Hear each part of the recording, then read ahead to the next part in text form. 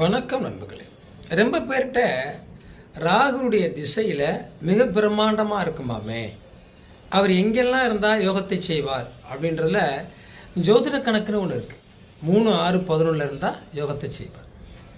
மேசம், ரிஷபம், கடகம், கன்னி, மகரத்தில் இருந்தாலும் யோகத்தை செய்வார் அப்படின்னு ஒரு அமைப்பு உண்டு.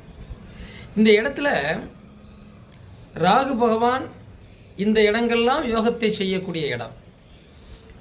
அதே நேரத்தில் அந்த ராகு சுவரோடு சேர்ந்து இருந்தாலோ, சுபக்கிரகத்தினுடைய பார்வையை பெற்றிருந்தாலோ, லக்கணத்துக்கு 1, 5, 9ஆம் இடத்தினுடைய சாரத்தையோ பார்வையோ பெற்றிருந்தாலும் கூட ராகு உங்களுக்கு அந்த திசா புத்திகளில் மிகப்பெரிய நல்ல விஷயங்களை செஞ்சுட்டு போயிடுவார். பிரம்மாண்டத்தை ஏற்படுத்திடுவார்.